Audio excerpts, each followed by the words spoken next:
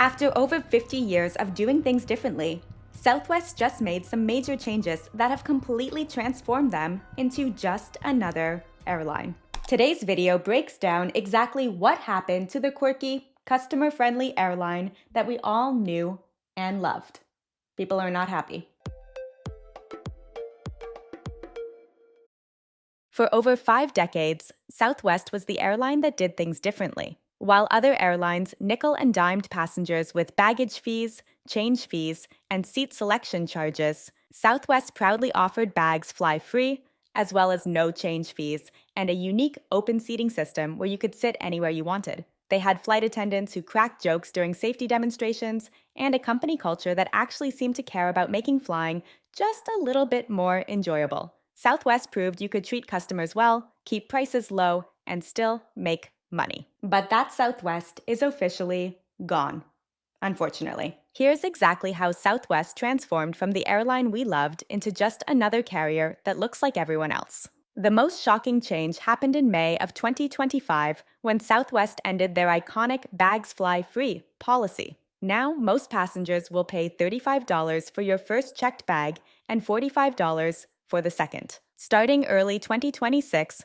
Southwest is eliminating their 50-year open seating policy. You'll now select specific seats at booking just like every other airline, with standard, preferred, and extra legroom options. And honestly, after that viral incident where a passenger violently attacked another traveler over seating, pulling her hair and spitting on her while screaming about not wanting to sit next to certain people, maybe assigned seating is not such a bad idea. Southwest is replacing their unique single-file boarding system with traditional boarding groups, just like American, Delta, and United.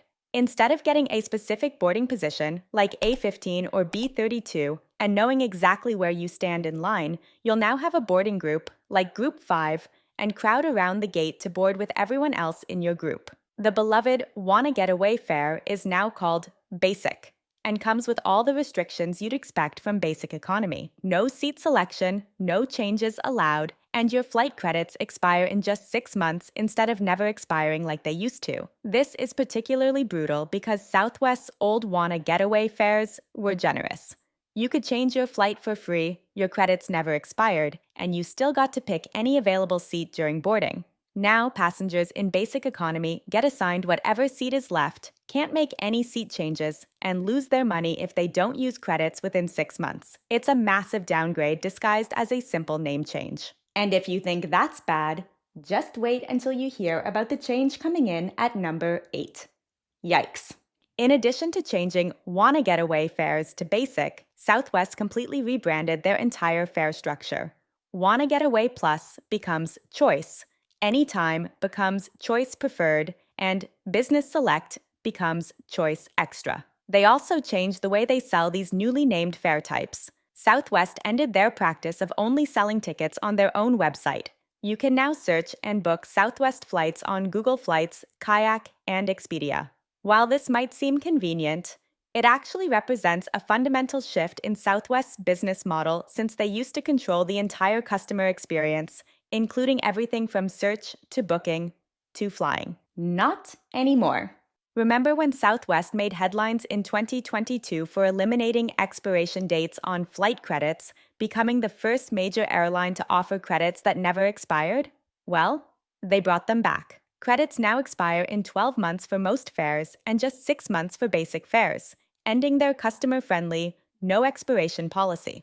This was one of Southwest's most customer-friendly policies during and after COVID, when so many people had to cancel trips. Having credits that never expired gave travelers peace of mind and flexibility. The airline is also officially ending its long-standing policy that gave customers a complimentary additional seat. Starting January 2026, passengers needing an extra seat for a little extra space on board must purchase them in advance. Southwest used to have the most generous policy in the industry for passengers who needed extra space. If you required a second seat, you could buy it, and Southwest would refund the cost after your flight, no questions asked. Now you have to gamble, since you must buy the seat upfront, and you will only get your money back if 2 conditions are met. First, the flight must depart with at least 1 empty seat, and the second condition is that both seats were purchased in the same fare class. If the flight is full, You're out that money even though you had no choice but to buy the extra space. This puts plus-size travelers in an impossible position, deciding whether they should pay hundreds extra for a seat they might not get refunded for, or risk an uncomfortable and possibly embarrassing situation by only booking one seat. Southwest is cutting 30 routes in early 2026, with Denver and St. Louis losing the most service. But here's the bigger problem: they're abandoning the direct flight model that made them special. For 50 years, Southwest offered direct flights between cities that other airlines forced you to connect through hubs for. This was huge because it not only saved you hours of travel time, but it also eliminated the stress of misconnections. While Delta might make you connect through Atlanta and United through Denver, Southwest would just fly you straight there. Now they're moving toward the traditional hub and spoke model where you'll connect through Southwest bases like Denver or Dallas, turning a 4-hour trip into a 6 or 7-hour journey with layovers. That's exactly the kind of inconvenient travel experience that Southwest used to help you avoid. Unfortunately, route cuts are not the only cuts Southwest is making. For the first time in 53 years, Southwest laid off 15% of their corporate staff. This is huge because Southwest's no layoff policy was a cornerstone of their corporate culture and employee loyalty. Even during the 2008 financial crisis and post 9/11 downturn, Southwest found ways to avoid layoffs while other airlines were cutting thousands of jobs. But the cuts don't end with employees. Southwest is also slashing their available seat capacity by over 15% in late 2025 and early 2026, meaning fewer flights and fewer seats available to passengers. Southwest also became one of the first North American airlines to implement strict power bank rules. The new safety rules require your portable chargers and power banks to be visible and outside of luggage during use. You can still use a power bank on the plane, but you can't charge devices while they're stored in bags or overhead bins anymore. Fun fact: Southwest also bans passengers from going barefoot on a flight. I personally always fly in a pair of merino wool socks since they are super comfy, breathable, and then somehow don't smell like death even after a long travel day. My go-to merino wool socks are by Unbound Merino, and while they are not sponsoring this video, I do have a discount code, and if you use my link down in the video description, you can save 10% off with the code MEGAN10. Probably one of my best travel investments, and they also make a perfect gift. And this last change from Southwest Airlines is a doozy. Prepare yourself. Southwest completely gutted their Rapid Rewards program with 2 major changes that make it much less valuable for loyal customers. First, they introduced variable award pricing, which means your points no longer have a fixed value.